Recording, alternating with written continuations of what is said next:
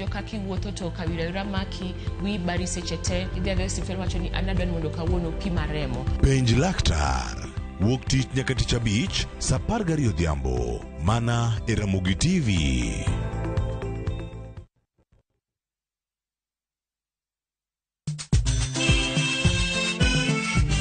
Negin sigendni lakini aningene samini bazuma ze tajichwadi tu nyiseche mag thum mane oda mimi nalo jambo la nisombo wakili wadwaro ng'eyo kama gik moko duto ne odhi maber kod kama ne ok odhi maber. Olene ni chiega to jonyuol ne jolemo kabisa ko ni oke dwan jatho monyo nyargi koro no bimo maya olega ng'e wende weche mopondo kod chiwruok mane omiyo gibedo jothumbewa. Atemo kano sigana mag joluo. Gini chakruok mar gimoro nyaka bed ga gi gikone. Safar ma wan go mar music mar thum en safar mabor. Riwri kod Solomon Atito Kafaya e chenro mar ng'e jothumbewa. Tich abich saa 2 okinyi kik bai.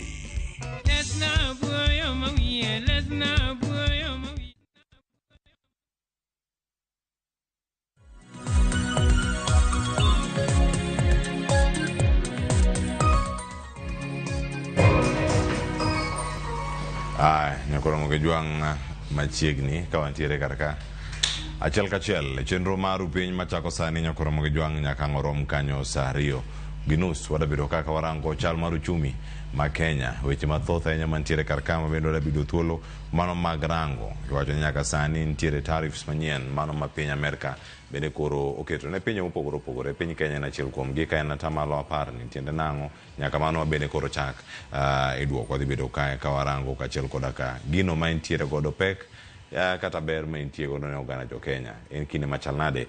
E gazet okinyi ma kawuono jatend migawo mochung' ne weche mag ohala e pacho kae mano Lee Kinyanjui ma bende oloso kendo achiel kachiel gino mobedo kanyo ka owacho en samoro ma en gweth manyabiro ne pinje mantiere Afrika bende kolero kar kanyo ni mwandu mantiere buolo mar Afrika kende kotigodo nyalo keto Afrika obed kama kare kata ne joket mwandu. Winjruok mag timo ohala e pinje Afrika kod pinjego mago mag Amerika kata mano kano kaka AGOA ochung' kama chal nade kinde ma ponono osuru manyabedo ka ijuogo mwandu mawuok Afrika kadhi e pinjego mag Amerika kod mawuok kocha be ka duogo nyalo bedo ka ntiere malo mano keto gi kama chal nade kachiel koda katelo mar jatend piny manyien mano mar Amerika Donald Trump kapod omedo keto koke e chike mopogore opogore mano keto gi kama chal nade. Okinyi ma kawuono nyakora mokejwang' okan ka ikenda wadabedo gi twak wadabedo kwarango gi achiel kachiel kod welo mabende sechope studio kar kae giduto tadhi 200 thuolo mar mondo mi ochak mondi wendo mar adek bende ang' muswa bang'e ka wasechako twak kachiel kachiel entiere studio kata kamano ang' wachak ma osebedo kar ka kod achiel kachiel mar mondo mi wachak twak ka warango chal mar uchumi mapacho ka bedo kata e twak nyinga Cleophas Oluoch jakisumo kanya kwar mukeo nyaka chisango to wenda mi thuolo mar mondo mi moso kinyi makawuono antiere kae kod CPA Molina Chayo mabende sechope studio kinyi makawuono jalonyo weche mag uchumi oyawre kendo machiegni Molina mosi oganda wa kinyi makawuono. Erokamano Cleophas amoso nyikora Ramogi ajwang' ni oyawre uru. Erokamano ahinya bende kuom thuolo mar chopo kar ka oyawre kendo machiegni kamachielo nyakor mujongan ka kod jata tije mano ka Kenya Association of Manufacturers mabende ni studio kod okinyi ma kawuono wan ka kod Tobias Salando mabende wan go achiel kachiel e studio okinyi ma kawuono oyawre kendo machiegni mose oganda lu. Erokamano Cleophas amoso wetena duto gi nyimina na duto ni oyawre uru. Erokamano ahinya kendo machiegni kama tiere kar ka bende bedo ka kod wendo mar adek mano CPA Zaki Masiro Zaki Masiro sechope studio kar ka ka donja kom dire kanyo kata matung bath Molen ama chaka kode ka achiel kachiel ka wantiere kode e studio ka nyakora mokejwang' sani ena mondo mi achak kod jeta tije mano ka Kenya Association of Manufacturers ntiere oboke mabende ne ugolo ka uchiwo ler maru kata chung maru kotenre kod gigo ma koro lendo manochiw juma mokalo kod tenda piny Amerika kama omenda ng'ato lose ni mwandu mawuok piny Kenya kadhi piny Amerika, gik mogolo Amerika kaduogo pacho ka, winjruok mag timo ohala, kadipo noyudo tariffs man malo kata kama entiere. Iwacho ni samoro nyabedo ber kata rach. Uchung' kama chal nade kaka Kenya Association of Manufacturers, ka orango kaka mwandu ma iloso mapono nitiere pinje ma oko bende nitie. Wach mar adier ni America en independent country. To ginyalo timo gima gidwaro e wach mwandu madhi e piny gino. Trump noketo 10% tariff kuom mwandu ma Kenya to dhi piny mar America. Gima waneno nikech nitie agreement already ma wan go ma wa export products to America at zero duty. Dwaher ni wadhi nyime gi plan no mar export to America at zero duty. Kata kamano America nyalo timo gima gidwaro. Gima waneno ni wan gi advantage nikech pinje moko omi almost 50%, moko omi 37%, like South Africa omi almost 50%, South Africa 37%, Lesotho 50%, one omiwa 10%.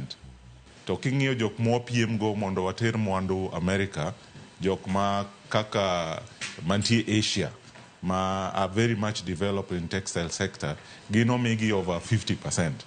Koro king'iye in comparison gi numbers, one gi advantage.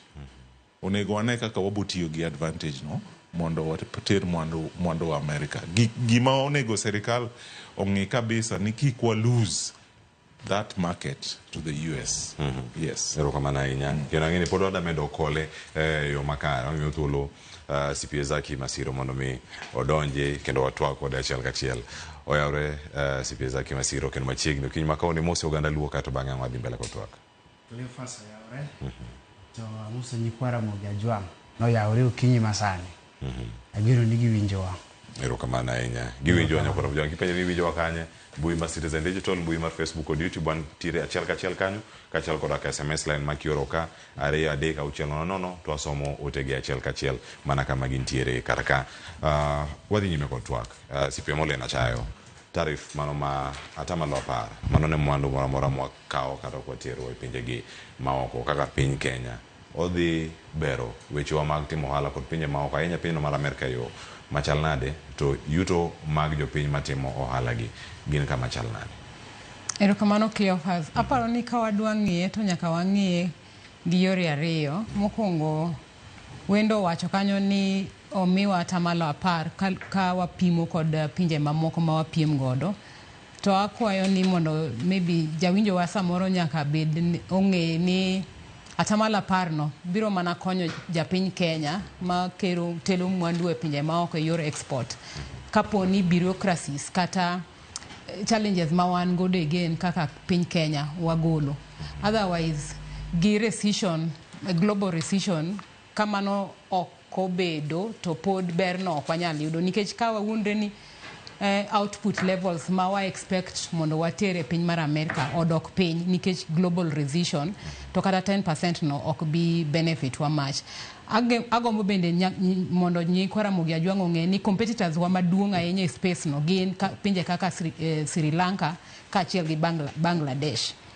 To ponono ni ok wakao atamalo 10 momiwa no mondo watigo de yo makare mar loso lwasi maber, to kata mana bedo ni wayudo atamalo 10 no ok bi konyowa. Nikech mokwongo nyaka wang'e ni achiel kuom gik moko maduong' ahinya manyochi tere pinje mag Amerika kokalo kuom winjruok mar AGOA no ne gin kaka apparels kaachiel kod textiles gi chai.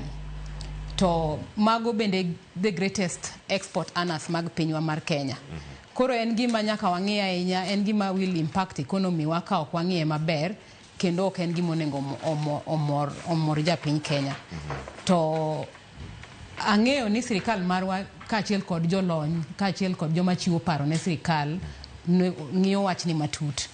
To mor ni mondo ni no miwa atamalo 10 kende no ok onego bed ni gima morowa, nikech ang'eyo ni we have so many other bureaucratic systems. Assuming no miwa atamalo 10 to to wan e lwasi marwa mar loso gik moko pok wabero, to nyiso ni pinje mamoko go kata koyudo atamalo 50% to pod ginyalo compete favorably magiyud a better volume to drive mondo gitere market mar America. Ma en market moko nego wa lose nikech AGOA kata piny mar America accounts for 70% of exports ma Kenya golo ka tiro e pinje mag yes. Erokamano ahinya. Zaki arwaki TWAK kendo wadarango winjruok ma pinje mag Africa osebedo godo ahinya kod pinyni mar America. Kandido lendo abilani mokwongo nokawe gi buok kata mor gi kuyo magi ne wuok kanye kaluwore kod atamalo 10 makoro ntiere mwandu ma igolo kitero e pinje maoko. En gimoro mano buogi ahinya. Juma mokalo wacho ni mae TWAK maduong' ahinya mane wantiere godo ahinya e sekta mag ohala. Erokamano Cleophas. Mokwongo mondo aduoki en ni an ne ok abuok. Gimomiyo ne ok abuok en ni sani when you are talking about world economy, kati way about Kenyan economy, Trump factor en gima lich sana kuom piny ka piny e piny mangima sani. Gimomiyo way about Trump factor nye neno kaka kanyo odonjo to chako gi USAID.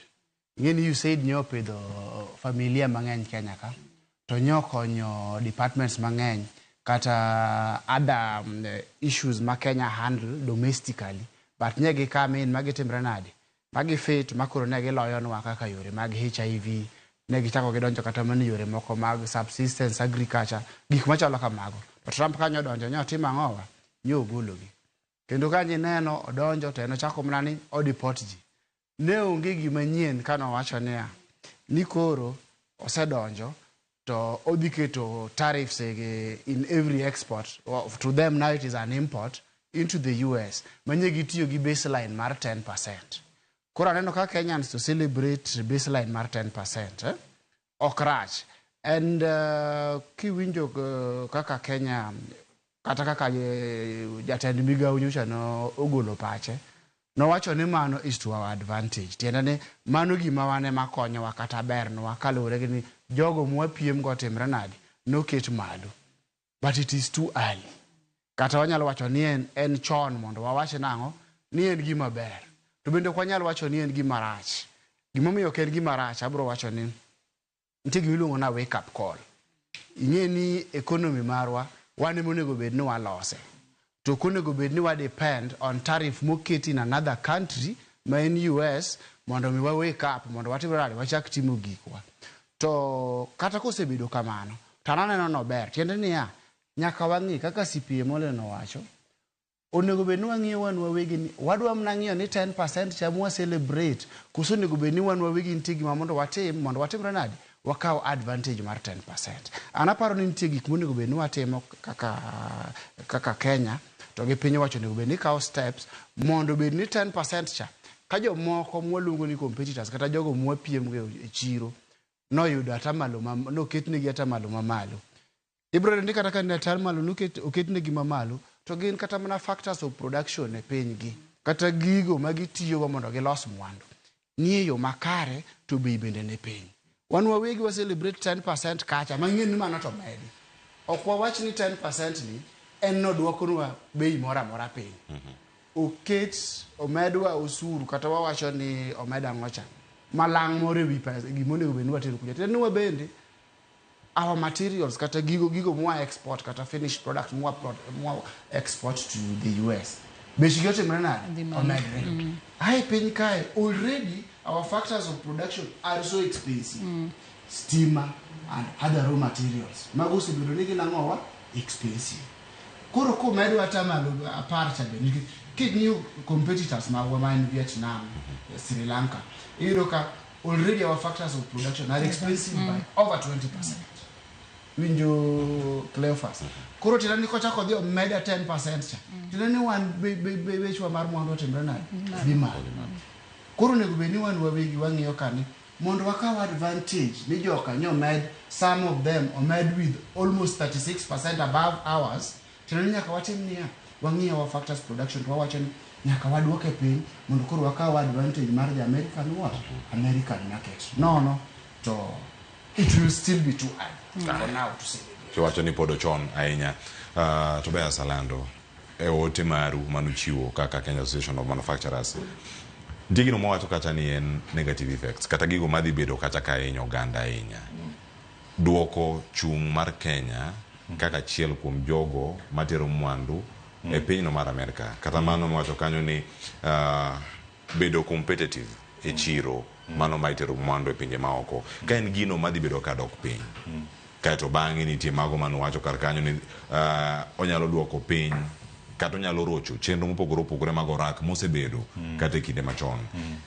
Gigi duto ka itimo japiny nyalo neno ni gigi iwacho gi mana malo koni kama iwache policies kama jotelo mantiere piny malo to japiny kama entiere kar ka koso weche mag export gi to ok rwak ga japiny kar ka ahinya ok mul gi ahinya japiny okinyi makoro marango niero to ok molose kawuono ni uchiegni koda nade ahinya abo pimo ni gimomiyo japiny be conversation is important. AGOA employs G1,100 directly and G1,100 per beach indirectly.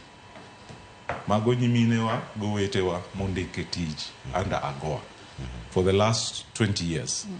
So my program is important both to ngama run the company to gi employment. Gimoro kendo monego wang'e ni atamalo praboro 80% of people employed under this program, textile and apparel, are women. Gin mon, they have the experience. For all those years, negi loso leuni, ki loso apparel. Ka program ni orumo, wabotero gi kure. Gi experience mas gisebedo gogo. Koro nego emomiyo wa push kata komiwa at wadoge 0% kotamre to we remain at 10% tekni ji 250 1,250 mondikgi pod gibo yudo tijgi. To king'iyo revenue earned in 2024 from AGOA almost through export no earn over $700 million in terms of earning. Mano pesa maduong ma Kenya ok nyal weyo dhi kamano. Koro gima wangiso serikal ni we want to protect our jobs first of all by ensuring these contracts odhi nyime. Gima wang'iyo oket 10%, giwacho ni 10% is applicable now. Ochako, whether you had agreements or not. But we have contractual agreements. Ntie jok mantie gi contractual agreement gi importers of apparel at 0%. So gima wacho ni if we already have contractual agreements at 0% to introduce 10%, this difference mar 10% ni we will be forced to absorb it because already contracts no se bedo signed. To koro jok mage madonjo kar ka sirkal ema biro mondo mi obuge nikech ntiere orak ma tayari ntiere kinde jok magolo mwandu kata mwandu e pinje maoko. Ng'ama donjo diere ka? To diere ka ng'eni negotiations matimre gin at government levels. Government to government agree because the kind of contract one go between government to government, AGOA and US and Kenya, and miluongo ni unilateral, okay, bilateral, and unilateral. It's one-sided. Ma America can decide, ni 30th September 2025, ma AGOA is ending, we are not renewing. They can decide because and unilateral. Then bilateral, to jibed paying, giwinjere, ikoni ankama and kama.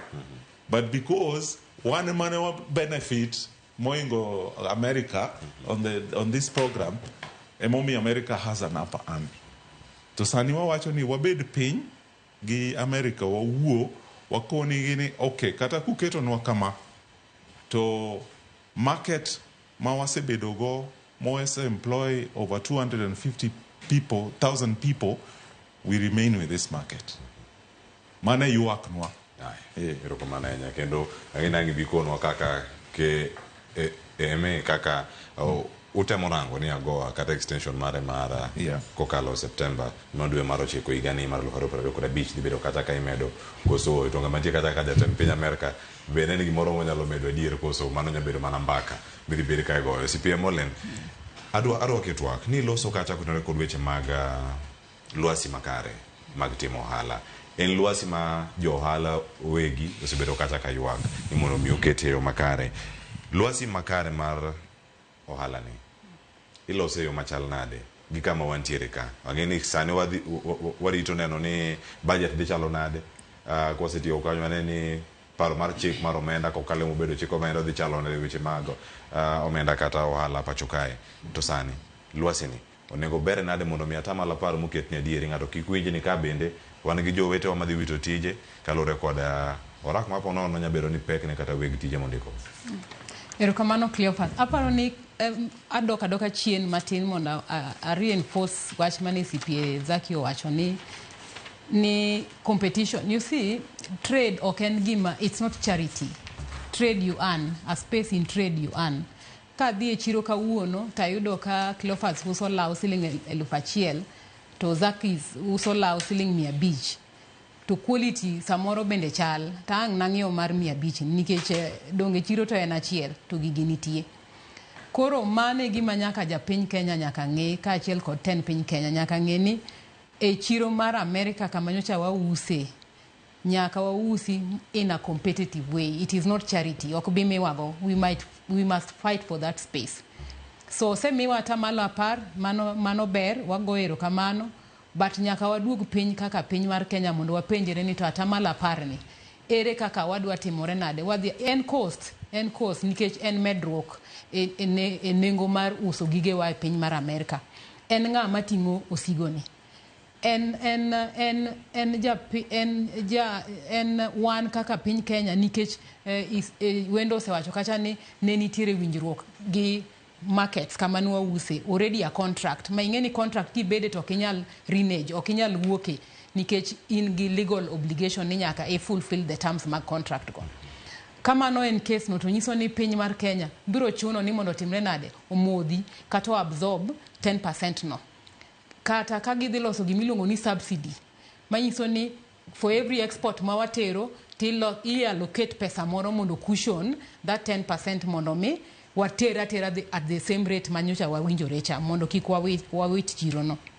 To beyond that Zaki owacho kacha ni atamalo 10 ni en mana chakruok an kin neno jatend piny mar America en ng'ama ok inyal kata mana wacho ni inyalo trust gimo wacho kawuono kinyo nyalo chiwo kendo to chiwo another advisory ni ne gibet piny kendo gineno na 10 mano miwa cha ok otimore nade ok oromo wamede mondo chop 50% and onge gima nyalo time nikech en a state of its en piny mar loso chikege to kendo chik magiloso no wan waonge gi control over.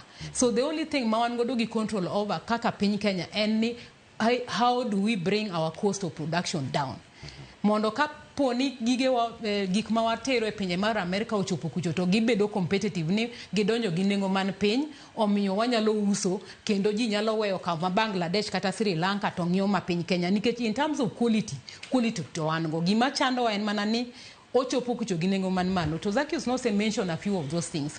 Nengo sitima nengo mar pi nengo mar mo which we call fuel so far osebedo a bit stable but kata kamano pod ok en enough mondo cushion wa nikech ka wang'iyo nengo mag gik moko miuso mwandu miuso e pinje maoko to cost mar production marwa ok wang'iye kaka waninyo en kaka fuel ne en 130 nyoro dok to 126 wang'iye in comparison to competitors wa pinje maoko go to nengo mar stima gi chalo nade mondo mi ka ng'a loso law madhi e piny mar Amerika adhi uso to abed ni an competitive ibro yudo ni ja Sri Lanka mare donjo gi siling 70 to marwa donjo gi siling 100 koro kata ka overall kakore ng'ieto competition obedo los koro ipenja ni lwasi no iloso nade ilose by way of policy ilose by way ni sama koro wadhi donje chik mar omenda maiga ni wang'iya ne ni to oridore nade ne japiny maloko ere kako onjore mondo mi japiny oyud nafu kae to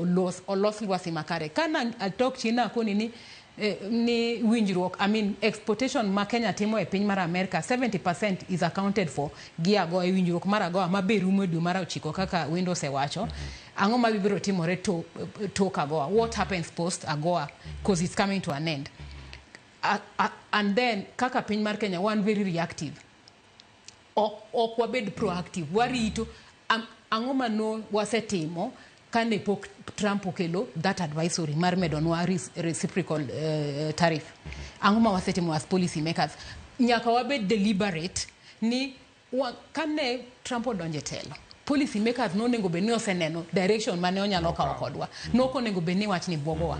To the fact ni obogowa ngiso ni wana reactive nation and we must change. To kocho podo maro chiko porano pora bedo gi reaction ka AGOA rumo. Exactly. Ang'o monego tim san nikech ka duol kata mano riwruogno mano mara Kenya Association of Manufacturers ka gi temo TWAK kata gi advocate ne weche gi mag neno ni interior extension mar AGOA mbaka ne onego chake kanye nikech dwe maro chiko kochopo anyuola miwinjo kanyo wacho ni directly 100 indirectly 150 gidhi dong ka jok mane nitie USAID mabeno wacho kar kanyo dong osemne mana taya to lal mana kamano ogana nie mudho otime mbaka no chak goe kanye Clofas aparo ni ya mane matemo wacho ni onen mbaka ma ok nonego beni penjo ni chak goe kanye strategic decisions ok chak kawuono ichako nikech ne wang'eyo ni AGOA rumo September. Onego beni noseng'iswa ni mae plan ma wan go kaka sirikal e yor ohala magwa mag pinje maoko both bilateral gi unilateral agreements magwa watimo nang'o. Koro nikech mano oseyudowa wawacho ni chako osepukore onge gima dang' watim. Kaka jalony an advice manyalo chiwo en ni nyaka koro wang'i matut. Kikwa keta wang'wa nikech kapod jatend piny mar America pod nie telo wabiro buok mang'eny kan moro chieng' moro gwana chiw tiwacho nwa ni osimwa kaka nikech nitiere ka en gi nitiere gi direct control ma en godo kodwa over reliance in one market mane chiw manyaka wachiw ni as a country we must be able now to do what we call diversification in terms of our unilateral agreements gi bilateral. How do we do that? Africa has a huge chunk of a market ma is untapped. In fact, kami the data any Africa one wawegi wanyalo loko a regional block wa mar Africa nitire 3.4 trillion US dollar worth of trade volume wanyalo move kiwan wawegi. And some bear mondo mi wachak that conversation. However difficult is going to be, that regional block must be opened up sani. And nikech penje ma Africa sani koro neno ni jatend piny mar America ochiwo kendo wang'e ng'iyowa omenyo watir wan nyaka wachiw kaka koro oganda mar Africa mondo walos lwasi marwa. Wan gi the resources both natural, human and technical capacity manyaka koro wa take advantage for. So Kenya nyaka bede mesa kama discussions mag yao African market for Africans bedo discuss. Number 2, wanyalo focus on other markets. Nitiere AU mapod bende wanyalo dhiye. I mean yes. Mondo wamany chiro mondo wayudi kata mana China. Pod nitiere options nikech we are going to see a retaliatory measure from China. We want to wait and see what is happening. So one chiro one manyo survival ok wanyal focus on one. Ero kamana inya. Bete maber mar dhi e penjo machielo man koka ne CPA Zaki Masiro. Jok matero mwandu oko kata exporters gi. Gidhi respond yo machal nade. Gida manyo chirni mamoko koso pod gidhi siko ka gichunjo mane piny Amerika. Kata kodo kuni ero en gata malo moyo prabirio mag mwandu mathoth ahinya anya mantie piny Kenya ka igolo kitero e pinje mago tanya pinje mar Amerika. Ero kamano Cleophas. Maybe kata kapok achopo kare. To abro chako gi kama CPA molel no chake kata no we. Ing'e ni gigi gin policies. To policies sana sana wuok kuom serikal kadhi kuom serikal machielo. To gini king'iyo gimomiyo kata 10% chanyo kiti. Yudo ka Amerika wacho ni gibro kete as a baseline tindani kati ber kati rach but kipingo policies maggi to gino bro dhi malo to kipingo ka you are a threat to their security kata weche mag security advisory magichiwo kiwinji bende gini dhi timre nade dhi malo. You don't know samenyo no ti America nikech tindani gi hold their cards closer to their chest. Mawan anytime when you look upon America, watch and what him renadi. Wanyono ti. Iwinjo. To ipenja ni how are people going to respond? Kata exporters. Number one, sirikali monego beni respond. Kata kapo kwa wacho ni jidhi respond nango. Nikech response mar wato aparo ni mar manufacturers do bit kaka mara. Do wacho no okay, 10% no okorach compared to competitors. To koro angono mwadhi timo mondo watimre nadi. Wa enjoy 10% kata bed ni the competitors be koro kotimre nadi. Okoridho wiwa kata okobedo ni yani ni wadok piny ahinya. Mokwongo sirikal onego bedni sama wawuoyini is already advocating for renewal. Nikech king'iyo Africa as a continent, already Africa as a continent nyosechako negotiations about AGOA. Niya, no nego bedni gino gi extend at least for 10 years. Unfortunately or fortunately, Trump happened. Okay? To kori do ko wacho maber niya 10%. Depende ni already ntie contract madhi mbele in terms of AGOA. Angono madhi timore ne jogo matimre nade ma export kata ma ok export. Gima dhi timore ka en ni joma export koro sani nyaka par chirni maoko. We call it diversification of portfolio. Wawacho ga niya kiuso ginene, kiuso wuoche to nyaka ipar gambut, to nyaka ipar sweater, nikech wuoche warwako mana kama onge chuodho. Iwinjo? To bende warwako mana sati nono kama onge ang'owa, kama onge koyo. Ka koth ochako chwe, nyaka ipar gambut, to nyaka ipar ang'owa, mabul. Tiende ni you are a person of all seasons. Iwinjo? Ma ka bed ni koro no textile industry obedo marach America, ang'o kendo minyalo timo with the resources that you have. Mano manufacturer nyaka par. But you see, Manube is very difficult. Samoro ka ini se spend billions in textile industry. Ka kidwa diversify, nidwa the industry machielo. Deti brenadi, dibedo matek. But if you have the resources, mano thing one, minyalo paro. Diversification of your portfolio. Tenene, inyalo paro, gino minyalo loso. Mutenure gi resources ma ingo, mondi mango chiro machielo. Marare, wanyalo wachoni, look for other markets. Like Molin says, ingeni EU king'iyo data tinyiso ni EU e kuma wausi mogik moloyo kata mana America no. Okay? The European Union. Kure mwa use moloyo kata mana America. Tinani kwaneno ka relationship rachucha nikech asinyisi ni it is unpredictable. Trump is unpredictable. Koro wan be nyaka wabed ni EU kuma wadhiye mabercha nyaka wamed lombogi kata nyaka wamed timo gigo matimre nadi mamiyo gi medo wachiro. To one of the good things mwanyalo timo mondo wamed lombogi en ya standards. We must meet the standards. Mar kaka gidwaro ni mwandu gi mondo timre nadi olosi. Koro nyaka wamed water mo standards wa malo mondo competitiveness marwa bende mondo timre nadi odhi malo. To ni winjo ka China bendo sechako ng'ur. To gima Trump okelo is going to cause a lot of retaliatory actions. Tendane ng'ato dwa chulo kuor ni koketo nwa paro wabe waketne 30. Koketo nwa paro waketne 20. But king'iyo international relations to ke sana kodok e yore mag ohala mano ok kaka onego bed ni weche timre nade dhi. Koro ang'o ma wawacho? Watemo wacho ni sani jolos mwandu kaka koro wan gi Tobias ka aparo ni nitie migawo motelo ne mabendo to timre nade ochomre gi jolos mwandu. Onego bed ni koro gimanyo it sirikal, gibet gi sirikal piny to ging'iso gi ni yani kama wachopo ni wan mwatimre nade wahinyore. Then what should sirikal do? Advocacy mwa wacho cha. Nikech samo weni kata Vietnam, by yesterday Vietnam had started negotiating with Washington.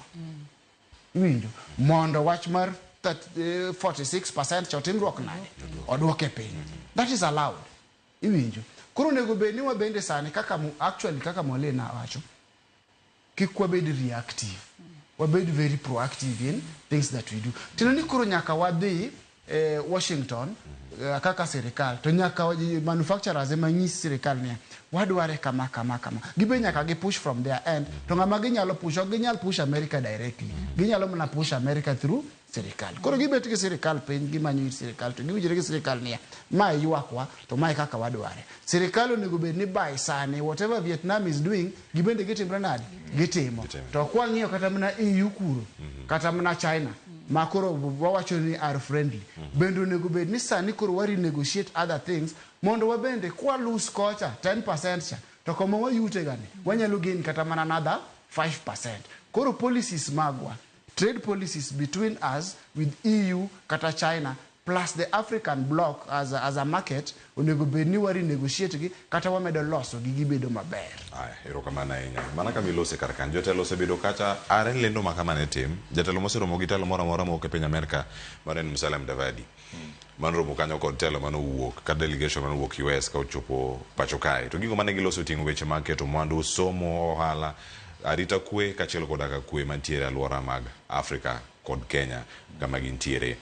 Oboke mar podi kamulose recommendations mochiwo en rango kaka inyalo team review kata kaka inyalo noni kendo atamalo aparni mano mar tarif moketi poko winjo ka sirikal oketo maino ahinya e wechegi deponi kanye magi mbeke tol to ka gimbeke tol uridu geyo machalane mondo mikata kudhi chako twak gi Washington orang ni adieri dwaro mag jo ter mwandu oko owinji nikech mago bende jogo ma untiere godo e riwruok maru mano mag jok malos mwandu mopogore pacho kae to bes ok na wach ni gimbeko tol kata nyoro no wan gi meeting gi PS investment and PS trade e wach agoa koro conversations tie madhi nyime mondo wane kaka agoa can be renewed but a new clarification moroka AGOA, the full meaning is Africa Growth and Opportunity Act.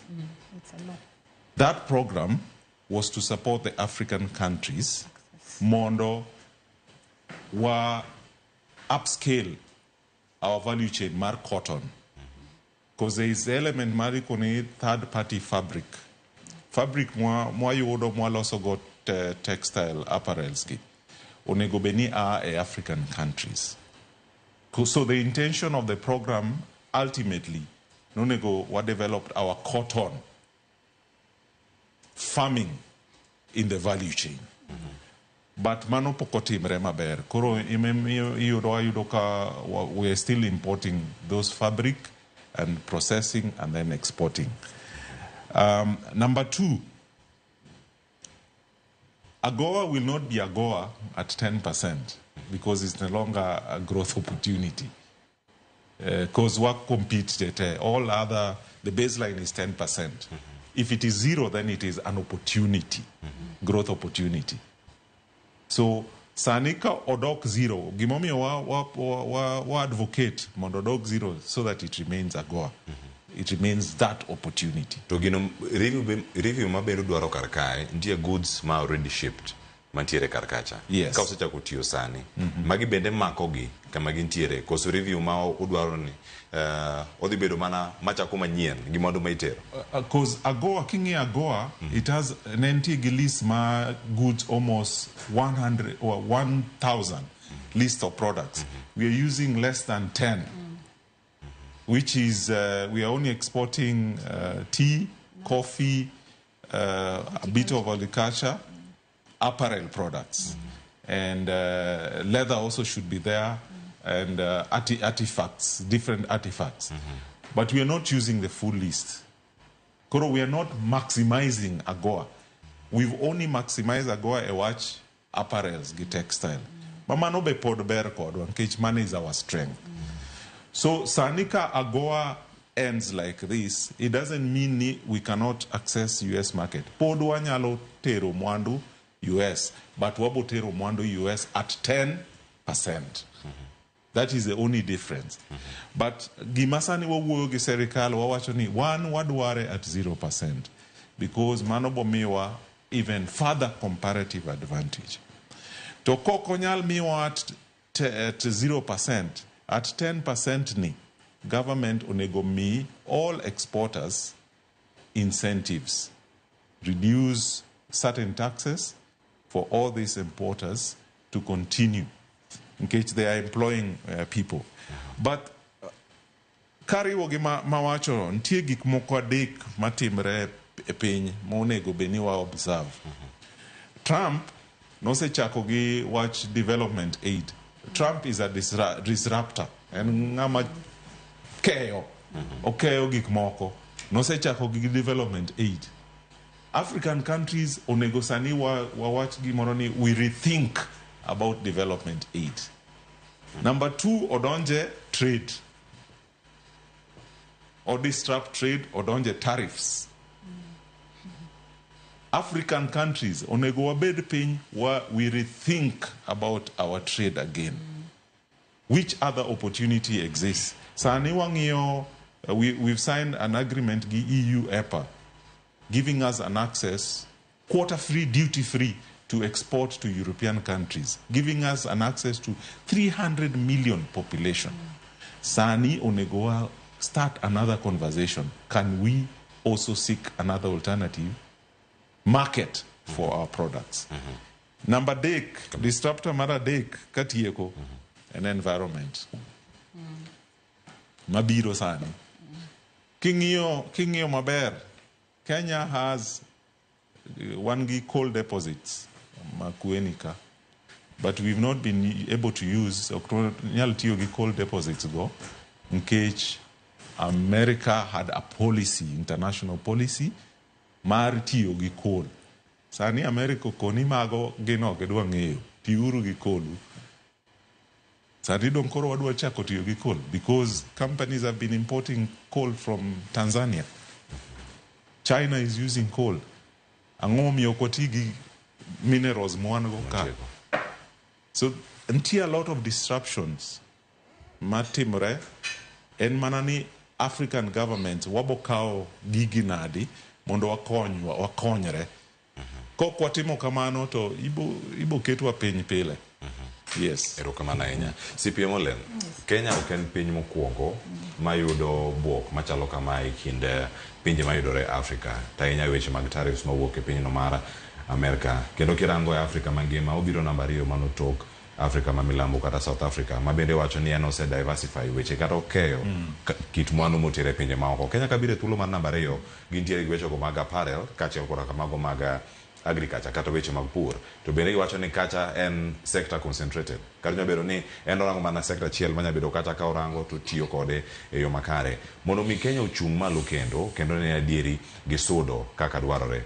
En ang'o ma Kenya nyalo somo kuom gino ma Trump otimo mar keto atamalo aparni. Gima nyabiro apoya nono e kinde ma untiere tich, orak nitie, to nitie jok ma mwandu gi bende nitiere kar ka mosetere pinje maoko manyaka sani koro nyaka abide kata nyaka chiw luor ne atamalo apar ma piny Amerka oketo. Erokamano Cleophas. Aparo ni apoda dok mana kuma nawacho cha and tatemo wacho ni nyaka wabed joma are proactive, agile, dynamic, thought leadership. Ineno higni 10 mabiro okigo atua katua ni idak by day ni one day at a time. Mano ok dak ma sirikal mar piny Kenya onego bedgo.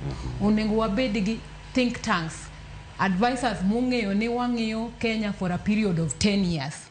And ok wang'iyo the geopolitical aspect nikech ok wa operate in a silo. Wa operate within an environment ma jomoko bende nitie. To ka ina player to nyaka ibed ni ing'eyo ni card mar ji tema go karata e mesa mituge nyalo bedo mane. Kae to ibedo ahead of them. To mano osetimore Cleophas. Emomiyo koro wawacho ni to watim nade. Ok wanyal ywak ni Trump obogowa. For me, kadine bed ne wan joma are thinking ahead, no koningo. The moment man waneno ka elections mag piny America ne dhi the way mane waneno kaka ne gidhi.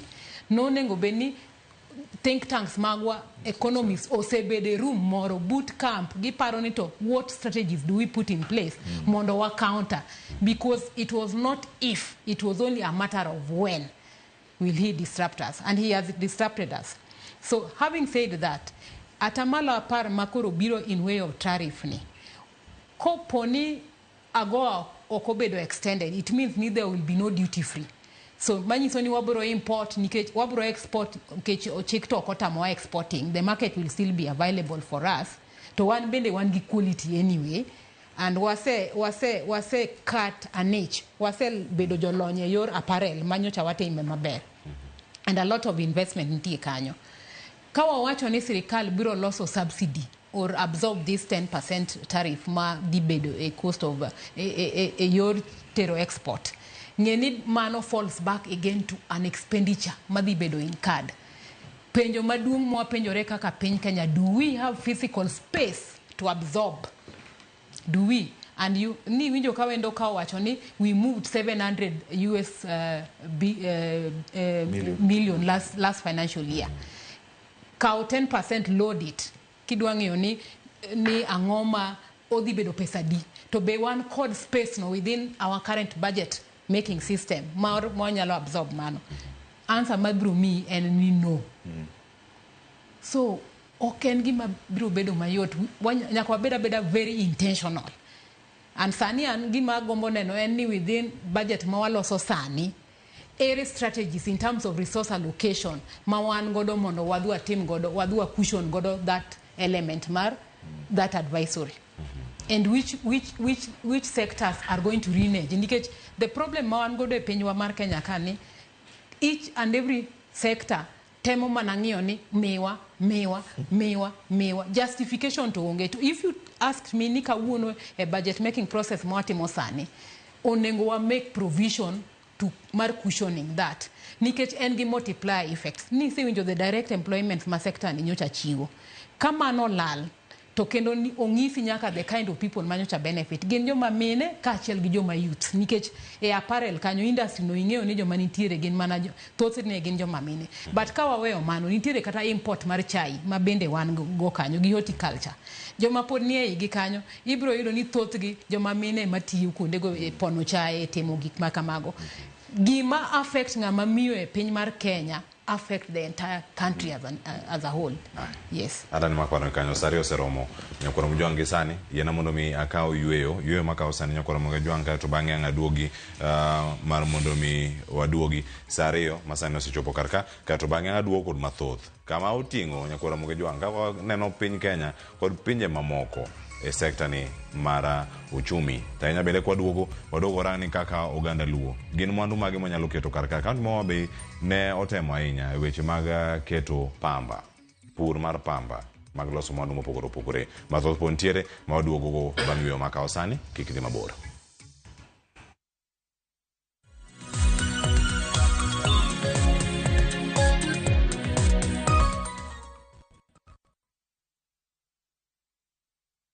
Planning the perfect Easter and April school holiday getaway? Make unforgettable family memories in Dubai in a View Travel. Starting from $1,451 per person sharing, enjoy 5-night stay with breakfast, Dubai Parks and Yas Island theme parks, Dubai Aquarium and Underwater Zoo, Kidzania, Global Village, Desert Safari and Abu Dhabi City Tour. And yes, your entry visa is sorted. Book now and lipa pole pole. Visit viewtravel.com or call and WhatsApp 0703 254 254. View Travel. Dream, explore, discover. Machigni nyakoro monga jwange chenro mar goma owake wok tich akelo ni mix bokwe e kaito tichario reggae owake yani tunaongea na majar rastafara lafu tichadek nyakoro monga jwange akelo ni mana yani ngeni mpaka kiwasani Tichangwena is kama nene, yani kitambo zama za kale. Alafu Friday, si unajua tu Friday tutafanya namna hii. Nyakura magojong Friday supuzo wake. Sapara kidaka paga beach nyaka sapaga Rio. Kod Ann PDG, Papa, Vic, yani ukipenda mzee kijana.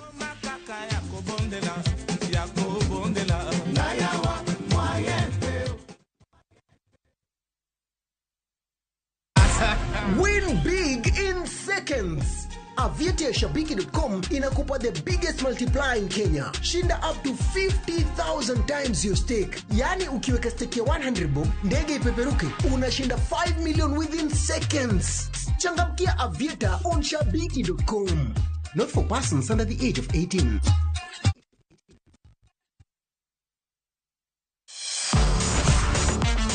Ne thuolo mar yudo weche tuke duto nyaka mopondo. Mbaka makende mag jotugo kendo mag jomolony weche tuke. Can you believe it? Magite yudore chenro mar pau tuke. The 4.84 kilometers. Nonro matut kod gigo matimre manyien mag tuke duto mawuok e piny mangima. Tudri kodwa ngeso ka ngeso Ramogi TV. Kochakore saa 8 odiechieng' ka wami gik motimore pau tuke.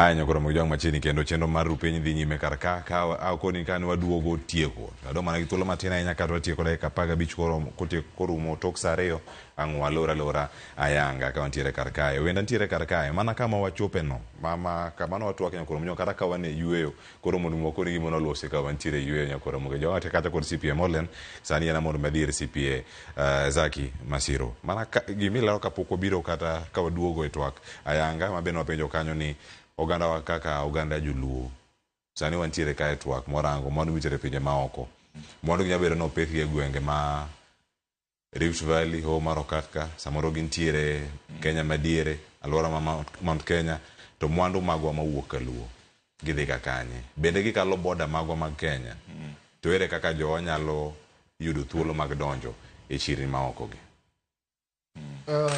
Cleophas kamano kendo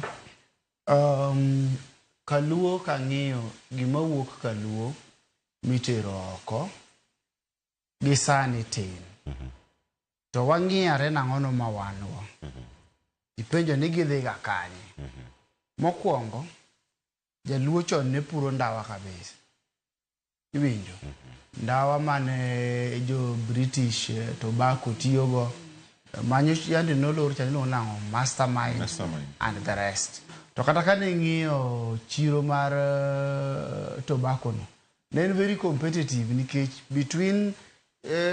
between mastermind gi British tobacco all that gino was very competitive to ne gima kata hinyruok ne nyalo wuok tena ne as that ne wan maber iwinjo lakini iyudo ka nen mana within borders chiro no to sani kethani nikech kata sani kawuondi ng'ato nogocho I think some 2 months ago kupenja ni to ang'eyo kama ginyalo use raw tobacco imported raw tena en gimo kel ma is refrigerated container titimre nade ikawe titere kambi mano tells you ni jaluo bende timre nade nyalo hinyre gi tobacco nature production mar tobacco is not as it used to be before to kwang'iyo sani koro gima wan go en kata kaka rech iwinjo Cleophas to rech ni aparo ni kuwuok Luoland kumodhi farthest en Thika mano kalo ndara gi fridge mano kalo ndara gi fridge to ena within the borders koro jogi ma dhi timo ne value addition to kendo koro time nadi tere chiro export e oko koro penjo en mnani to koro wan kaka onagi ere kaka wa benefit e wachni aparo ni kaka onego bed ni wa benefit sani mana kaka wawacho pachwa ing'eni awawuoyo about America so much to ni winjo wach moro na America is planned tanyalo nyisi ni America has planned for 4 ages an age in between 25 generations 4 generations a generation is between 25 to 30 years kage in 4 of them mano higni adi almost 120 years ginyalo bet piny to gin lazy to jogi pod nyalo timre nade nyalo survive Kenya wan waparo mana one day gima kiny wakata gima kiny no is unpredictable wakia nikech ipenjo CPM Olen ni to ang'ono ma jo ohala dhi timo to ere kaka wanyalo survive wan kata ma kiny ne mwakia pathetic koro ka kipenjo about Luo Nyanza nego beni sani waseparo ni to industrialization marwa gini ere kaka wanyalo lose piny kacha industry marwa kata processing plants piny kacha to wakete piny kanyo to gicha wuok e nam to donjo kanyo. Gimomiyo wawacho ni piny kanyo ok awacho ni tere thika rach. Kohala ma thika no bentie ber, kohala ma oko ntie ber. To gimomiyo wuoyo piny kanyo nikech wawuoyo employment and unemployment. Gino kotimre e dhoodwa kacha, to kata mana e dhoodwa kanyo nyithiwa biro wuok kacha to dhi tich kacha, minewa biro wuok kacha to dhi tich kacha, to gitimre nade to giyudo gimoro manyalo timre nade manyalo konyogi. Koro gima Nyasaye omiyo maduong' kaka Luo Nyanza en nam. To namno kwanyalo tiyo gi rechno maber to nyalo bedo maber mogik. To gima ok ang'eyo ma scientist akia kata pingo kata en gima ler to piwa no wanyalo ka timo kode farming kose en bad for farming. To ka en good for farming, I don't know why we are not doing extensive farming back at home. To pito wango. To jamoko to kunye mna Kajiado ka gigole mane buolo e ka giti kode to gitimo a lot of extensive farming. Ero kamano. Anga duogi mondo ayud wach mari Mugi kama ntiere karka. Tabiri Tobias lando tepe jo mondo karka Geoffrey Tiato wacho no yawre kleo. Anena Chal ka ntiere office CBD Nairobi kae. Mosa Tobias alando wacho ni mano good friend mara. Piny nangeni what does it mean? 10% mar Trump tariff. Gimo mean ne someone ma timo export mar avocado to the US. Manu penjo mantiere kar kanyo. Achiel kaka piny America owere gi weche mag coal ma yudore makweni.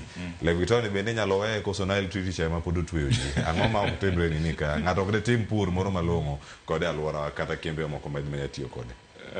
Achak gi wach mopenj no about 10%. 10% and applicable to all products, whether avocado, textile, horticulture, anything exported to the US, Ibo charge 10%. Kingi opportunities under the Nile Treaty. Ethiopia is using the Nile water. Manokelo, a lot of diplomatic issues with Egypt, but they're using it. Botimang. They need to feed their people. They need to increase their production. In fact, Gimagitimo, Sani, Ethiopia has the largest grain basket in East Africa because of using the Nile water to feed and grow grains. There are a lot of opportunities Mawango. Under AGOA, if the Wate Meka can plant here, cotton growing farmers in Nyanza should 100% benefit under the AGOA scheme. And my paparona giherana da watch ni serikal mondo. If we renew this AGOA and then sourcing the local fabric should be a priority. Mondo cotton farmers or continue farming their cotton so that we can get the raw materials from Kenya and export to the US. Gik moko be ingeni Kenya ka okong'eyo mang'eny lakini ntie companies mang'eny ma export to even the East African market, EAC. Ma ntie Nyanza. Ntie a big company ma loso ceramic items and is doing very good work and exporting. Fillet is very expensive product. Fillet, full rech kose ngadi, ipake into fillet is being exported. Diek, girombe, United Arab Emirates, chamo diek mang'eny sana, girombe. Jowa, are we looking for this opportunity mondo export this diek girombe?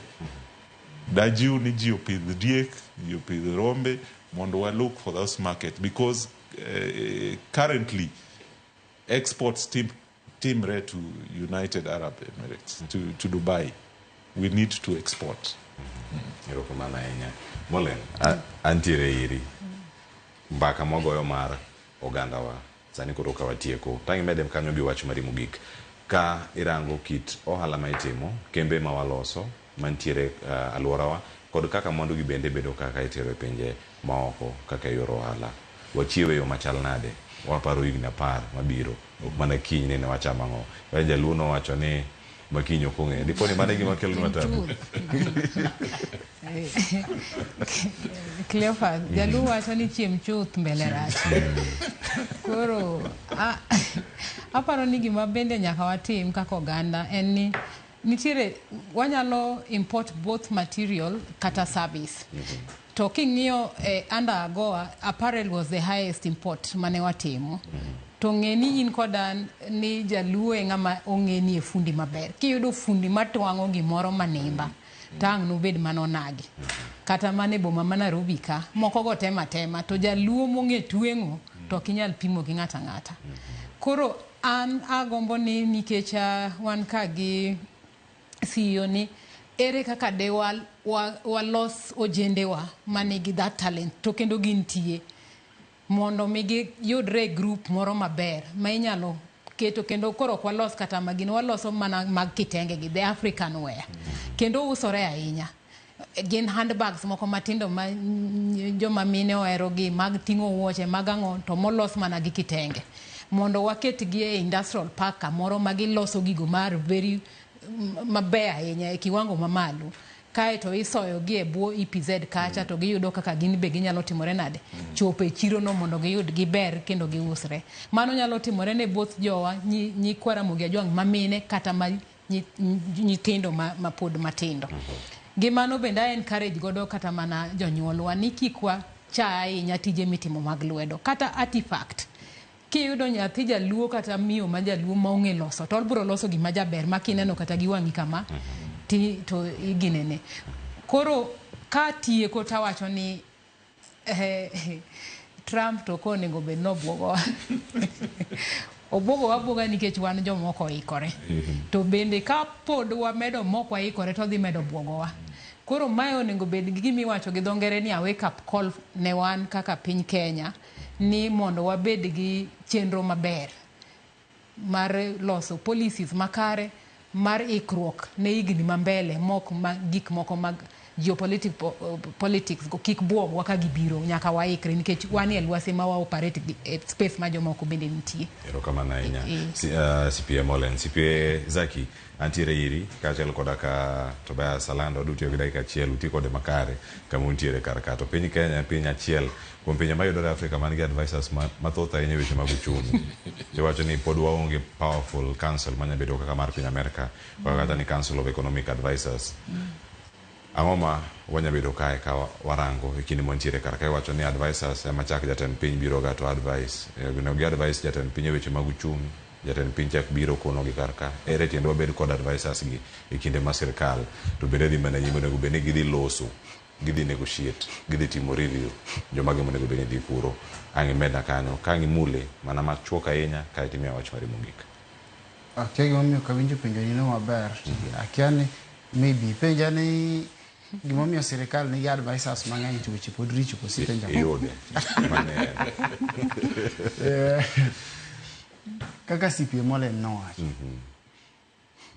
nyaka wabed gi good intentions as a country nyaka wa reflect kuma wasebete nyaka nwayud uhuru nyaka kawuono wa reflect ni kanye mwadwa dhi to mano gima timre ka bedo ni jogi ng'eny kacha ing'e ni I will not want to blame them okabro dwaro mondo kora ketnegi blame gi mora mokwongo nikech ing'e ni iwacho ni their work is to advise. Implementation is a different thing. Iwinjo inyalo advise kaka jatelo but kaka advisory mari tanyalo implement ka kaka we bende anyalo timra nade anyalo weyo lure tiende ni attitude mar jatelo gimipenjano lure gi attitude mar jatelo mokwongo jatelo mabedo advice attitude mare chalo nade obiro gi attitude mar loso bendo ng'e kuma waai bendo ng'e kuma wantie to bendo ng'e kuma watimre nade wadhi kapok ibedo advised ibende nyaka bed ni timri nade attitude mari ber anano ka attitude mar jatelo samoro ok ber to kata mna jogo Kenya is so corrupt gigo samoro jogo ni kanya ni osiepa aduoko lweta kuom support manyimiya politically but ok ni an gi economic acumen moro manyalo advise ga ng'owa jatelo koro ne gin mna jok mogo ne giro kamano lakini all in all ok gin jogo mochiwore kata manyalo timre nade manyalo tiyo ne piny kamano Ero kamano ne wacho ni biang ye lach imanyo kama ng'ato nyalo soe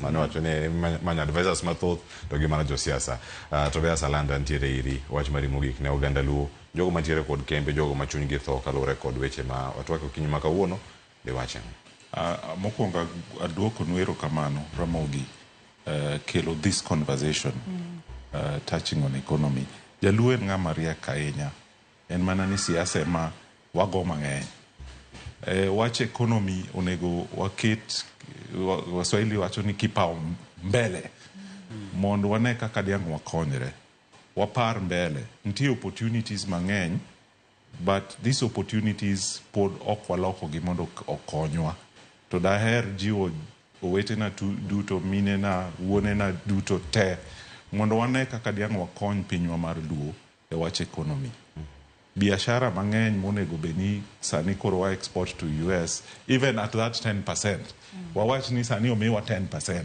joluo ang'o mwabo export to the US at 10% mano penjo maweyo ne jopiny ero kamano ahinya kod thuolo bende matwa kod okinyi ma kawuono wote ma hukum shemo tho wacho ni Cleophas onagi ni matek kopogore gi niang' kod nas mipuro kochia joluo tinde ok pur motegno puothe mathoth onindo kaluo kata koth chwe nyaka sani joma be oseywago fish manufacturing factory ma josiasa te osebedo ka campaign godo to tamo gi gero Cleophas pesa nie luo ji opur kendo ji otimo hala mondo mi oganda oyuti ote woro mathoth nyila Lazaro Kanyamboke ero kamano kumote mari wayudo karka Ruth Nyathi Ochieng' wacho uchumi rach nikech Kenya tegemea sana pinje maoko haya mathoth pontiere karka tagunero kamano nyasi piem olena chayo kuom yudo thuolo mar bedo kod achiel kachiel ka CPA Zaki Masiro kachiel kod Tobias Alando mano CEO mar Kenya Association of Manufacturers mano godo kachiel Queen janeno wote meyoro wagoniero kamano ahinya mane makelo wa giko cheno mabiro idhi ta kod nyawadwa Sharon Ong'ao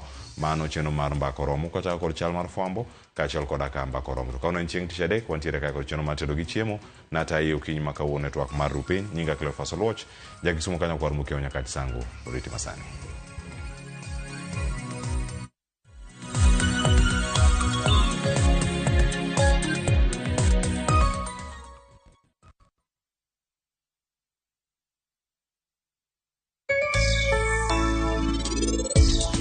Nitiere gima wakete iye ka madum mang'we ng'ar ni kute ma interfere kod olemo mar avocado to winjo tik gini to chune ni nyaka donje i container ni koro kodogo wuog oko makata ka sechegi abiro golo moko ubro neno mose mako mose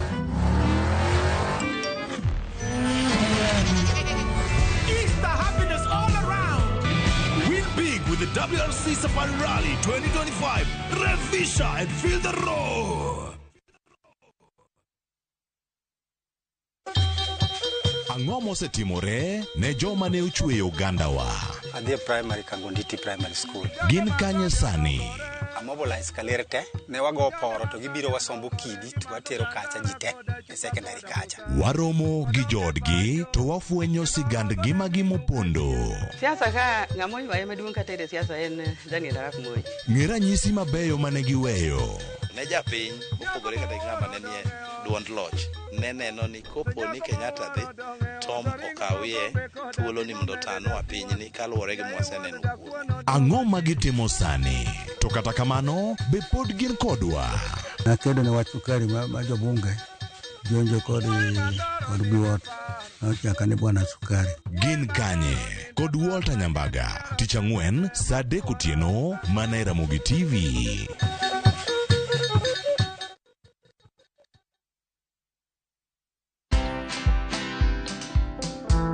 People didn't believe that I bought my Land Rover Discovery from just influencer money. Yeah. Can anyone make money online? Yes. Content is like losing weight. You kind of have to just do it for a long period of time for you to actually see those results. Where money is a motivator, for me, fear and shame just don't exist because this is how I'm feeding my children. Watch this story and more. Download the Citizen Digital app or visit www.citizendigital.com and find the Citizen Originals portal. Kenya's #1 app, Citizen Digital.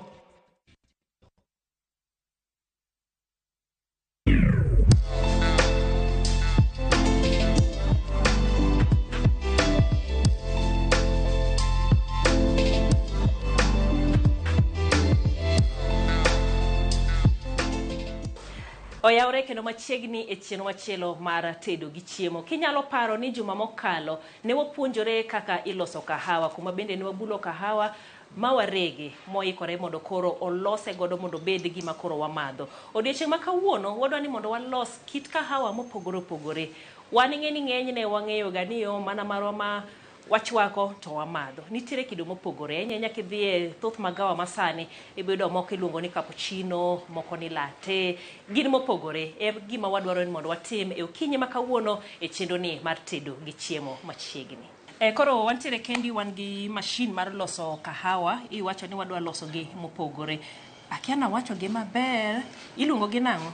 Koro wadwa chako kod gima iluongo ni espresso. Mae koro en espresso en kahawa moro ma ikete matin, milimita 30 kata 60 ma double shot. Ikete matin now? En mane kako nego beni serve as based on espresso ni makech. En mokech kabisa, en is a concentrated coffee beverage. En mintio kode sama waloso cappuccino, waloso latte, waloso americano. Koro en manya kwa ti kode. Koro nyako bed makech nikech yudo ni sama waloso cappuccino dhi dilute matin. Koro espresso ema base. En base mar kahawa duto maloso kaka. Koro en sama walose nyaka. Koro okombe no tin nikech en mipime go. En mipime kode. Koro en 90 ml. Ok ne mipime go. Sama serve espresso to waserve kikombe ni. Mae. Wach mos. Kiyudo kuma iuse ma chip matin to nyalo bedo 150 kata 200. Shot achiel 30 ml. Shot achiel no. Koro bang' mano, mae machine mwatiyogo, tae wan kod grinder kakae. To samwa timo cupping wayudo ni kwa timo medium course to kahawa waber. Lakini koro kwa chopi machine kakae, since ni wadwa tiyo kod pressure, mondo wapush machine, wapush pi mondo kadh through espresso kahawa mwa grind chande, nyaka watim gima iluongo ni fine grind. Nikech fine cha ema ne wayudo ka ema gole makech. To wadwa ni walose makech no. Koro watimo gima iluongo ni grinding. Koro grinding and rego. Koro warego kahawa. Mokwongo yudo ni samwa rego mokwongo chande, anti kahawa moro iye. Koro warege.